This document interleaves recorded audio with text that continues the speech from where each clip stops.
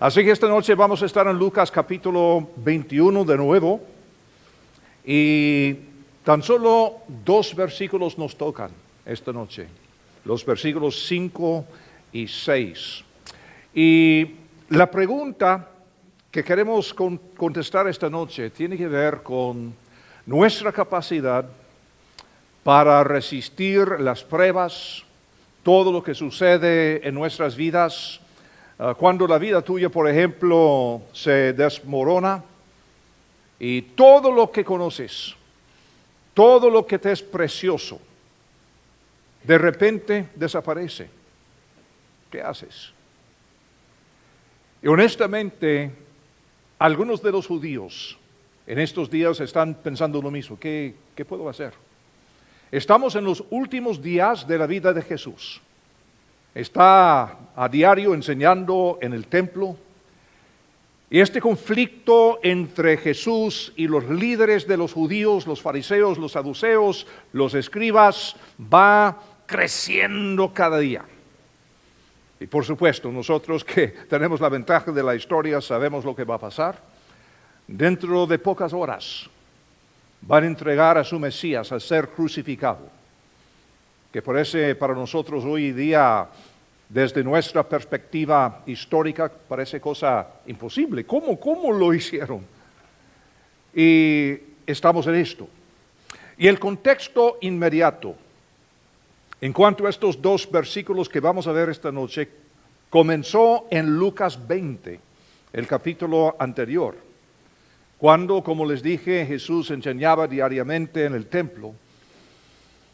Y mientras que él estaba hablando un día con sus enemigos, con los líderes religiosos, y de nuevo, quiero hacerlo bien claro, que no todos los líderes estaban en contra de Jesús. Había fariseos creyentes, también saduceos, escribas. Pero lo que pasa, la gran mayoría de aquellos que tenían el control en Israel en aquel entonces, estaban en su contra porque él representaba para ellos una amenaza a su poder, su autoridad, su tradición, pues su mundo. Honestamente, Jesús amenazaba su mundo entero. Y por eso en Jerusalén son días muy llenos de confusión, presión y rumores y bueno, toda la cosa. Vamos a comenzar en el capítulo 21 y vamos a ver el contexto de la vez pasada. En capítulo 20, Jesús ve a un fariseo que hace un espectáculo con su ofrenda, como si fuera gran cosa, con trompetas, con todo eso, depositando su dinero en la caja designada allí en el templo. Y comenzando el capítulo 21, hay un contraste, pero un contraste demasiado grande. Vamos a ver, versículo 1.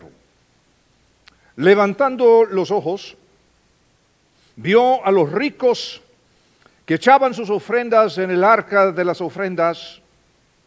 Vio también a una viuda muy pobre que echaba allí 2 blancas y dijo: en verdad os digo que esta viuda pobre echó más que todos, porque todos aquellos echaron para las ofrendas de Dios de lo que les sobra, mas esta de su pobreza echó todo el sustento que tenía. Y como les expliqué la vez pasada, el contexto tiene que ver no tanto con la generosidad y las ofrendas, tiene que ver con el contraste entre la fe de la viuda y la falta de fe de los fariseos. Tiene que ver con compromiso, tiene que ver con su andar con Dios. ¿Qué tal de profundo? En versículo 5 dice: y a unos que hablaban de que el templo estaba adornado de hermosas piedras y ofrendas votivas, dijo: en cuanto a estas cosas que veis, días vendrán en que no quedará piedra sobre piedra que no sea destruida. Ahora, muchas veces nosotros leemos esas palabras y decimos, qué interesante, pero un momentito.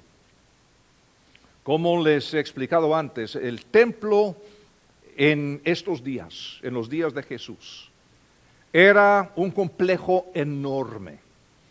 Para tener una idea, toda la tierra que tenemos acá como iglesia, donde está este edificio, donde están las torres ahí de departamentos, el parqueo, incluyendo también las canchas por el otro lado de la calle, todo eso representa más o menos el tamaño del templo.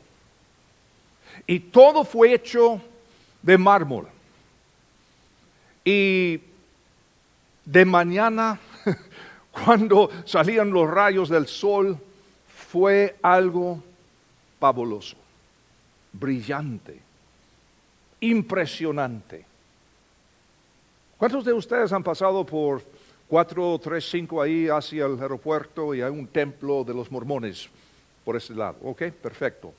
Ahora, parece una cosa grande por el color blanco y por las luces, pero cuando uno se acerca, no es tanto. En el caso de este templo de los judíos, era mucho más. O sea, tenía este color y esta posición, todo esto. O sea, fue algo para los judíos que representaba su mundo. Todo su mundo. Personal, religioso, social, étnico, lo que fuera. Y ahora Jesús está diciendo, viene el día en que todo esto lo que veis va a desaparecer. Cosa seria. Cosa seria. Sería como invitar a tu amigo a Graceway un domingo por la mañana. Y el pastor Tim una mañana dice, bienvenidos, qué bueno que estén aquí, espero que acepten a Cristo como su Señor porque la próxima semana Kansas City deja de existir. ¿Qué? ¿Qué dijo? Más o menos así es el impacto de estas palabras de Jesús. Ahora, el punto es el siguiente. Nuestra comprensión del futuro es fundamental para vencer las pruebas de hoy. En esos momentos cuando parece que tu mundo se deshace, ¿qué hago? Momentito. Tu comprensión del futuro es fundamental para vencer las pruebas de hoy. A cada rato recibo correspondencia de personas en varios lugares que, bueno, los conozco, quién sabe cómo, pero piden oración. Pastor, por favor, ore por nosotros porque todo se nos va. Qué lástima. ¿Qué pueden hacer? ¿Cómo puede ser uno inquebrantable ante las pruebas de la vida? En estos momentos cuando parece que todo está para desaparecer. Ahora, todo lo que está pasando y estas palabras de Jesús sigue como preparación, como escuela, como seminario para su futuro, en el día que Jesús no estará. No tengo tiempo esta noche de leer todo el capítulo 21, pero a continuación este discurso de Jesús continúa en cuanto a la destrucción venidera del templo y Jerusalén también. Y además, la promesa de su retorno. Yo acepté al Señor siendo universitario allí por el año 1967. Sí, soy viejo. Basta. En aquel entonces, Israel estaba en guerra con sus vecinos, con los árabes.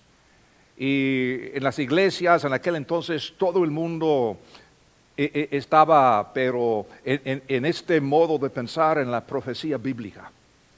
y había libros muy famosos en aquel entonces tratando de coordinar las noticias del día con las señales de la venida del Señor Jesucristo, y todo el mundo estaba en eso. Hoy, en este mundo, si uno está en Siria,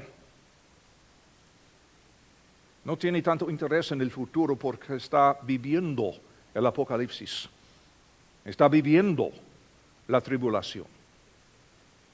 Algunos de ustedes que son de mis días en Centroamérica también han pasado por la tribulación en esta tierra, no tienen que esperar. Saben lo que es la guerra, saben lo que es estar rodeado de la muerte, las 24/7. Y con el tiempo, creciendo yo, madurando como hombre, como estudiante de la Biblia, dije, aunque todo esté bien aquí donde yo estoy, alguien el día de hoy, en algún lugar del mundo, está pasando por la tribulación. Y honestamente, cuando yo estoy pasando por pruebas acá, no tiene mucho que ver con el paraíso que otros están experimentando momentáneamente en otro lugar. Así es la vida. Y siempre ha sido así. Mi punto es que cuando el Señor nos está hablando de esas señales y todo esto, lo más importante es esto. El Señor está diciendo, vendré otra vez. Eso es lo que tenemos por seguro. Jesús está diciendo, algún día voy a venir. Y por eso no podemos confiar en las cosas que vemos, que podemos tocar, que podemos comprar, que podemos guardar, sino hemos de pensar más bien en lo invisible, en lo eterno, sabiendo que Él vendrá de nuevo.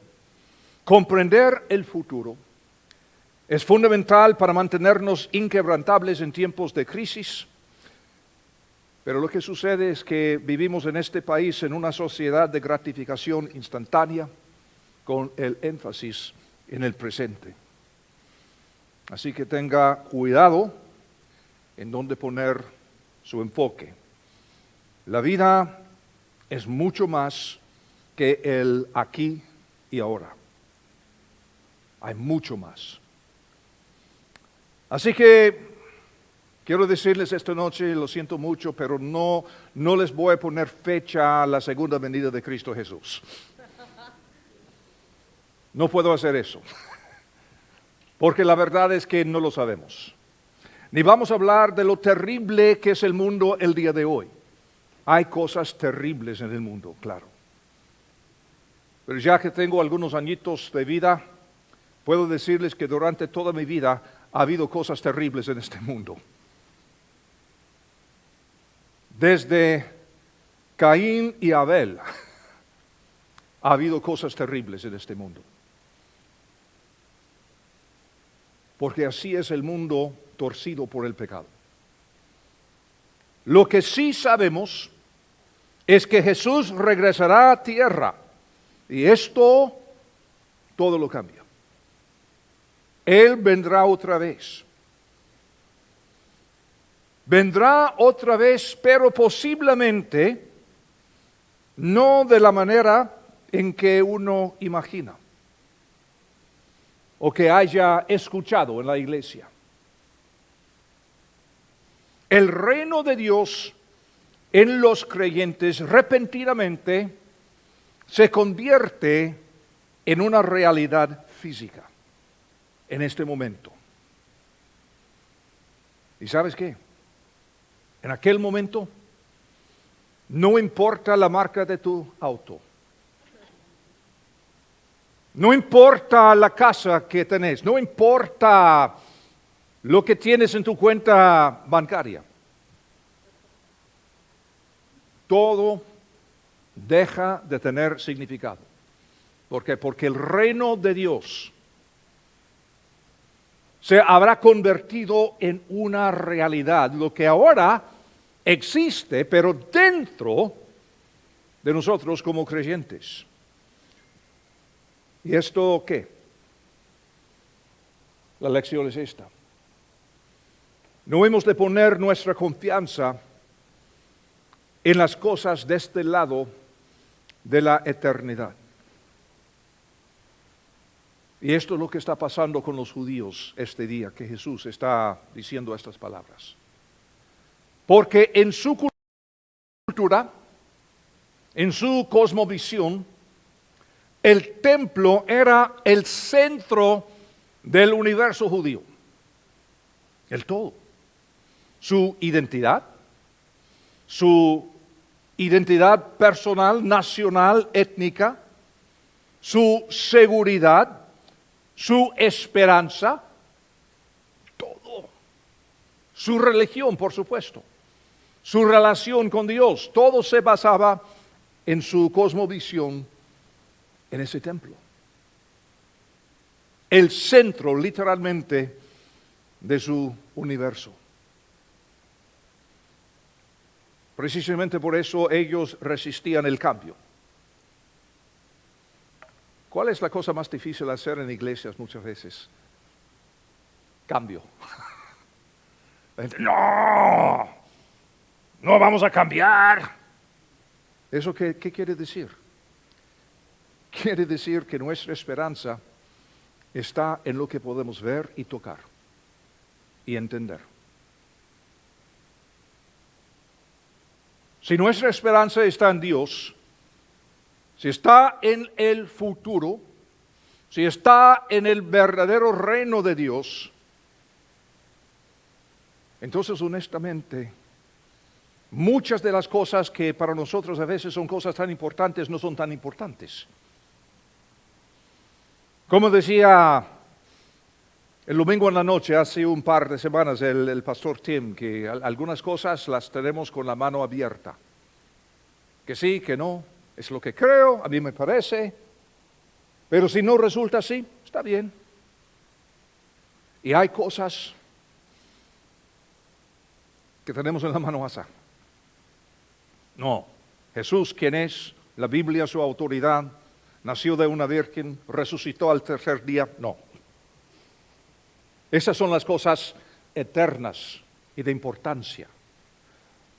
Pero cuán fácil es equivocarnos y confiar más bien en lo que podemos ver y lo que podemos tocar, lo que podemos guardar, y por eso resistimos muchas veces el cambio.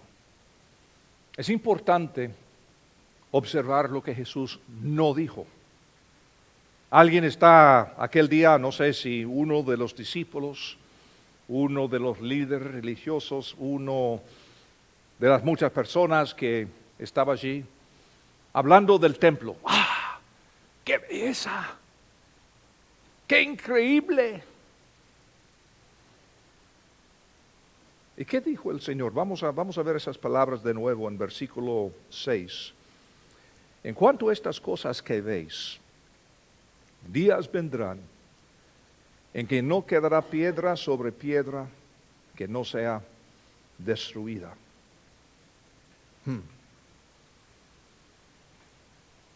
Estaban preocupados. Desde hace algún tiempo los romanos ocupaban su tierra. Y aunque los romanos les daban cierta libertad para gobernarse a sí mismos en cuanto a asuntos religiosos, sociales, no tenían poder. Los romanos todo lo controlaban. Y fue un tema entre muchos. ¿Y qué pasa? El día que los romanos deciden destruir el templo, o posiblemente otro poder más grande. ¿Y qué sucede? Y Jesús viene, el Mesías, el prometido, el ungido, y dice, oigan, vendrá el día cuando todo esto no existirá. No dijo, Hermanos judíos, a todo costo vamos a defender el templo. No dijo, vamos a organizarnos para derrotar al enemigo. No dijo eso. No dijo, vamos a reformar la nación para devolverle su grandeza. Tampoco. Él simplemente dijo, todo lo que veis, algún día va a desaparecer. Unos 40 años después, precisamente eso sucedió, físicamente, literalmente, así como el Señor lo dijo. Y por eso el Señor está diciéndonos, hemos de poner la fe en las cosas que no se ven, las cosas que son eternas. En la sociedad judía, un maestro enseña no como lo hacemos aquí en el occidente. En el occidente pensamos de una forma muy lineal. Decimos, bueno, así esto y el otro, A, B, 1, 2, 3. Pero en el Medio Oriente, en los días de Jesús y hasta el día de hoy, honestamente, el maestro enseña, pero no con proclamaciones, sino con proverbios, con preguntas, con cosas no dichas exactamente. ¿Ven todo esto? Algún día deja de existir. Ahora nosotros en el occidente, por eso les doy 5 pasos que hacer. Simplemente eso dice. ¿Y qué está haciendo? Está diciendo, si están confiando en lo que ven, están confiando en cosas que no pueden durar, no pueden permanecer. En Lucas 13, posiblemente alguien recuerda lo que dijimos en Lucas 13 hace 10 años atrás, no tanto. Cuando el Señor dijo, vuestra casa os es dejada desierta. Y comentamos en aquel entonces que eso fue un bombazo para ellos. Lucas 19, Jesús llora por la ciudad y vaticina su destrucción total. Y los profetas también lo hicieron, no es cosa nueva con Jesús. Jeremías, por ejemplo, capítulo 26, versículo 6, y esta ciudad la pondré por maldición a todas las naciones de la tierra. Cuando la misión es invertida, también la bendición es invertida. Y la nación de Israel nos muestra que cuando colocas tu fe en el lugar equivocado, Dios interviene tarde o temprano. Y este principio, o sea, esta forma de vivir y andar, sigue hasta el día de hoy, porque Pablo dijo, 2 de Corintios capítulo 5, versículo fe, cuando dijo que por fe andamos, no por vista.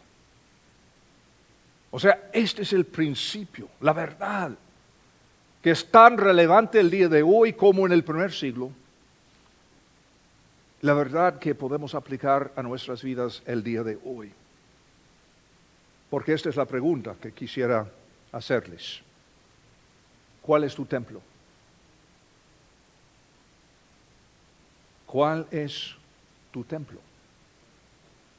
Casi cada persona tiene un templo. ¿Cuál es el tuyo?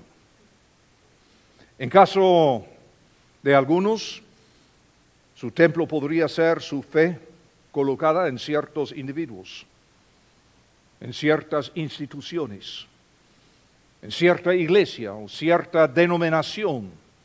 Podría ser tus valores, que te son tan importantes que se han convertido en templo. Podría ser tus sueños.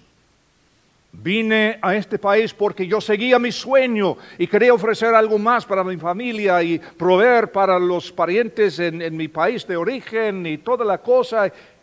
Podría ser tus sueños. Podría ser tus convicciones. o tus preferencias. Muchas iglesias se han dividido a causa de personas que no quieren soltar sus preferencias. Nada tiene que ver con doctrina bíblica, tiene que ver con tradición, con preferencias. Pero estamos dispuestos a dividirnos en vez de amarnos unos a otros, como dijo Cristo. ¿Por qué? Porque nuestras convicciones, nuestras tradiciones se han convertido en nuestro templo. ¿Qué es el templo? El centro de nuestro universo. Podría ser, por ejemplo, tu carrera. Oh, cuidado, porque podría ser tu familia también. Y claro que la familia es de una importancia incalculable. Pero cuidado que la familia no se convierta en tu templo. Porque es tu fe en Dios que puede proteger tu familia y asegurar su futuro. Podría ser muchas cosas tu templo. Y fíjense, todas estas cosas que estoy diciendo son cosas buenas. No estamos hablando de pecados, no estamos hablando de errores, estamos hablando de cosas muy, muy buenas. Y la Biblia habla de nuestra responsabilidad en cuanto a la familia, la carrera, la responsabilidad y, bueno, todo lo demás que estamos diciendo.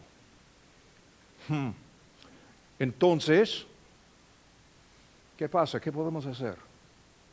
¿Qué sucede? ¿Cuál es tu templo? ¿Y qué hacer cuando el mundo a tu alrededor se desmorona? ¿Qué haces? ¿Qué haces?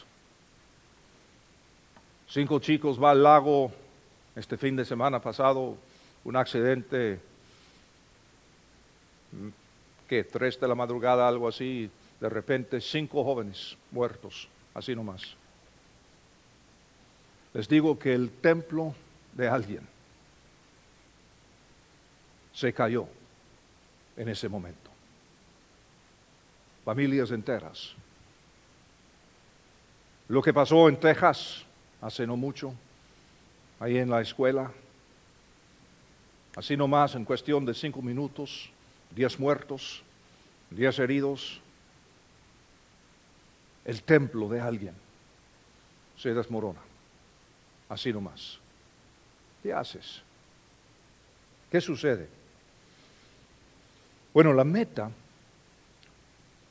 es ser transformados, no aplastados.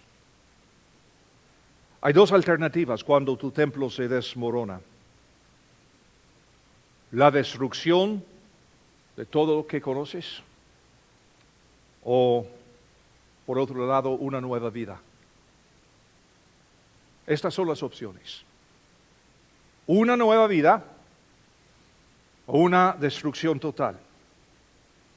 Si no tenemos cuidado, creamos un futuro en nuestras mentes y no en la realidad. Eso se llama escapismo.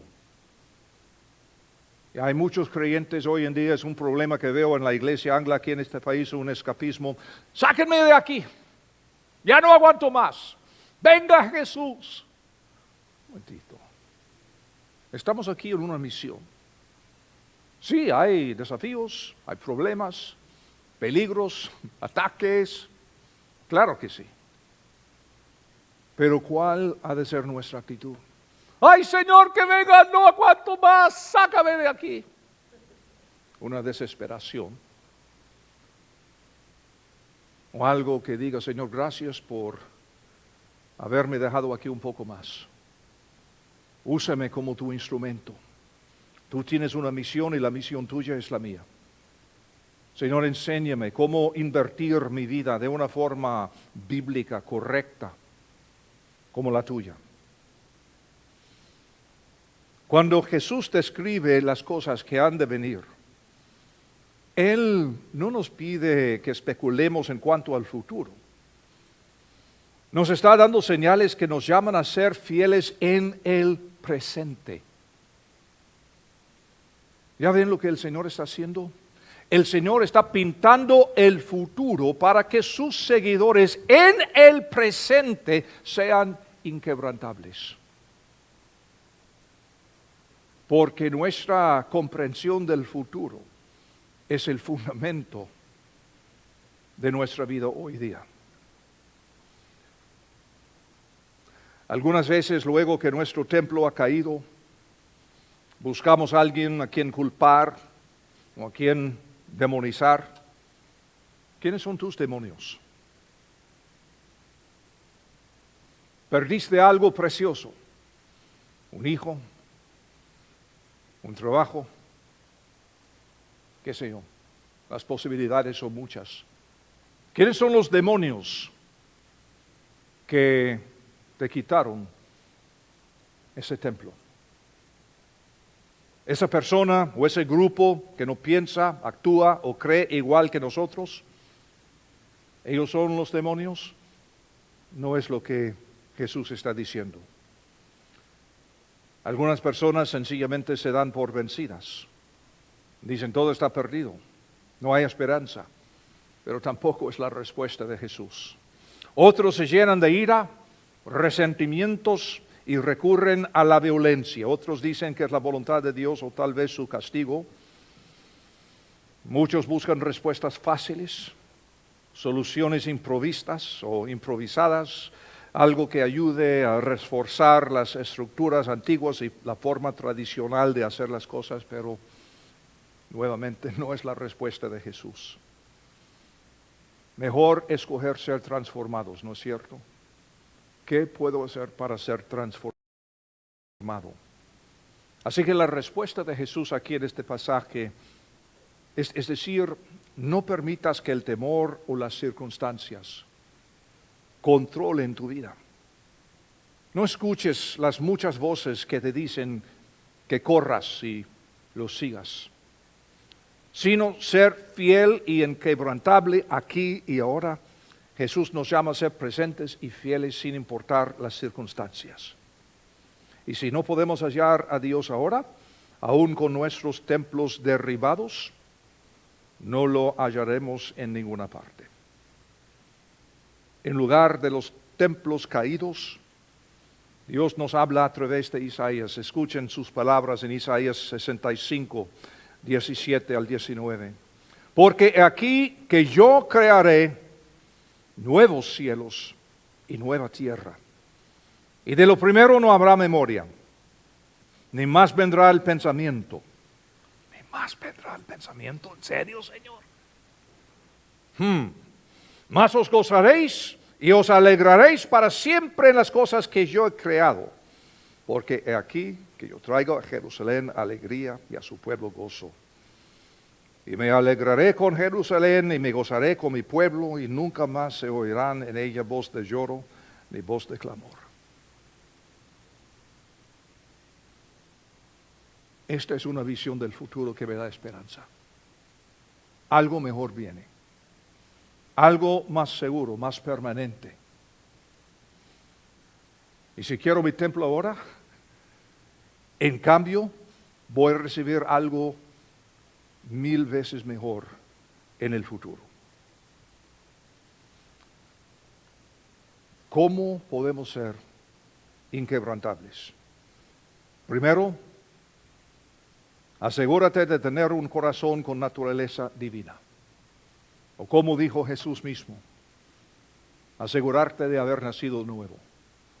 Tener un corazón nuevo, nuevos valores. En segundo lugar, tenemos que convertir lo invisible y lo indestructible en nuestra primera prioridad. ¿Cuánto tiempo damos a la formación espiritual? En serio. Estudiamos cuántos años en el colegio y luego muchos en la universidad. ¿Cuántas horas cada semana? Y aún en el trabajo, muchas veces nos dan entrenamientos, seminarios, talleres. Estamos aprendiendo esto y el otro.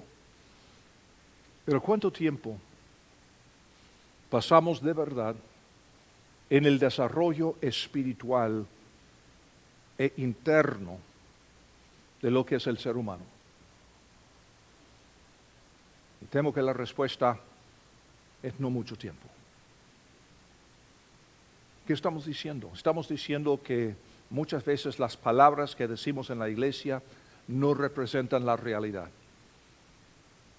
Representan una fachada. No es decir que no creemos en Dios, no es eso. No estoy tratando de convencerte que estás perdido, que no es... No, es simplemente decir que la salvación, la conversión es tan solo el primer paso de una vida increíble, conociendo un Dios amoroso. Pero muchas veces no damos atención a lo invisible y a lo indestructible. Todo empieza con Jesús. No se sabe la verdad sobre ninguna situación hasta que Jesús aparece en la escena, ¿no es cierto? El caso de Lázaro, murió. 4 días en la tumba.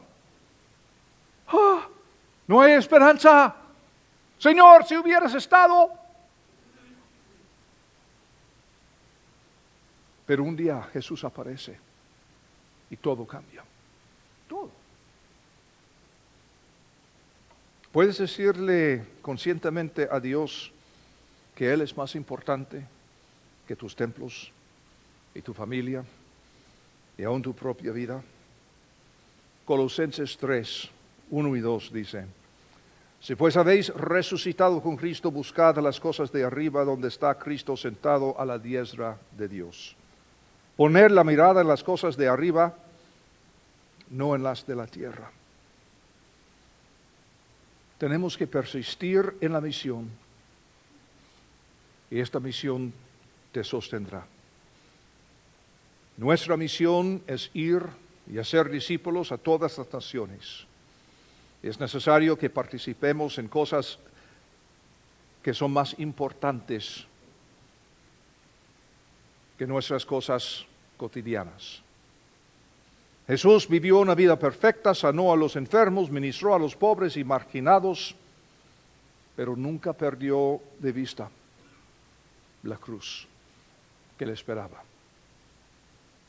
Su obra en la cruz haría una diferencia transformadora en las vidas de todos los que en Él creyeran. Alguien ha dicho que rendirse es la puerta a una nueva vida.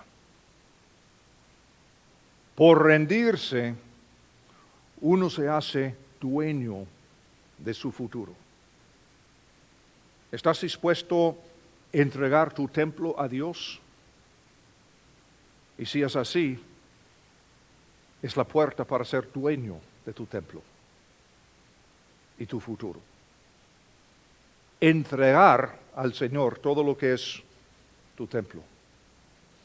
Los 3 puntos esenciales que hemos mencionado: conocer a Jesús, decidir que las cosas eternas serán tu prioridad y persistir en la misión. Y tiene que ser más que teoría. Tiene que ser una realidad. Todos los días. Esta es la historia que hay que contar. No que nuestros templos se han desmoronado, sino que al suceder esto, descubrimos a Dios en las ruinas y en los escombros del templo destruido, y como piedra por piedra, Dios reconstruyó lo que nosotros no podíamos reconstruir. Es la historia continua de cómo Dios vuelve a crear la vida de la perdida y la ruina. Una historia de cómo Dios se regocija y se deleita en su pueblo.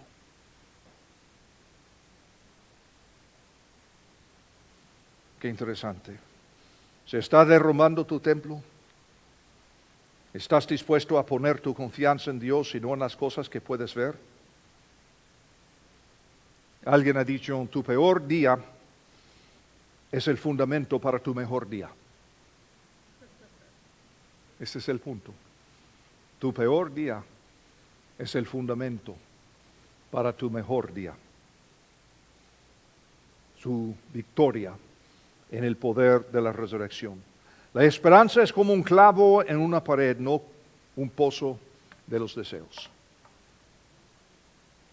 Y por eso, cuando pensamos en las promesas del Señor Jesús, no nos interesan tanto los detalles que jamás las vamos a entender.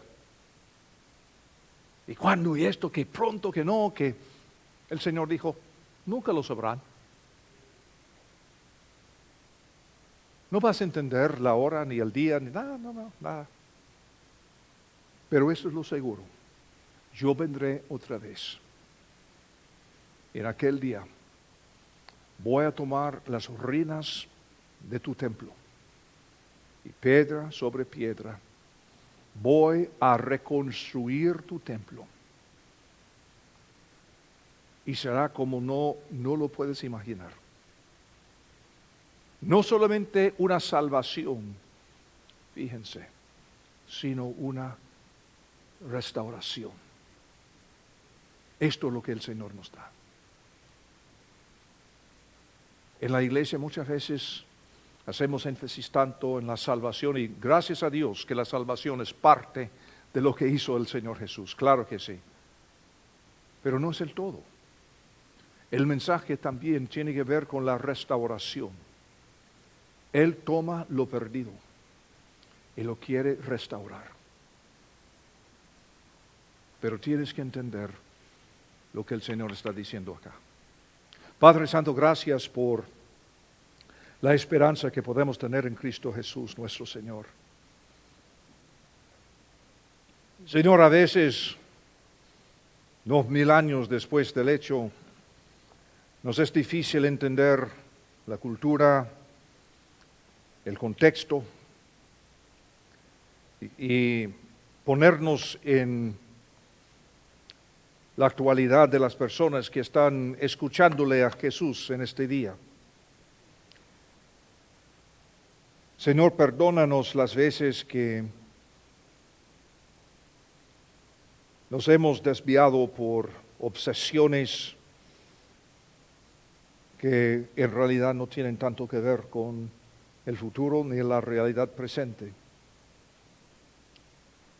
Señor, queremos confesarte nuestra fe en la venida de Jesús a esta tierra. Y Señor, no tenemos que saber ni el día ni la hora. Solamente te damos gracias por la esperanza que esto nos da. Y la capacidad para ser transformados y llegar a ser inquebrantables aún a la faz de muchas pruebas y mucha tribulación. Queremos orar, Señor, por personas en nuestro alrededor, en nuestro círculo de amigos o familia, compañeros de trabajo que están pasando por grandes pruebas, posiblemente algunas personas aquí presentes esta noche. Que puedan ver esta noche la esperanza que tenemos en lo invisible. Todo esto queremos pedirte en el nombre de Cristo Jesús. Amén.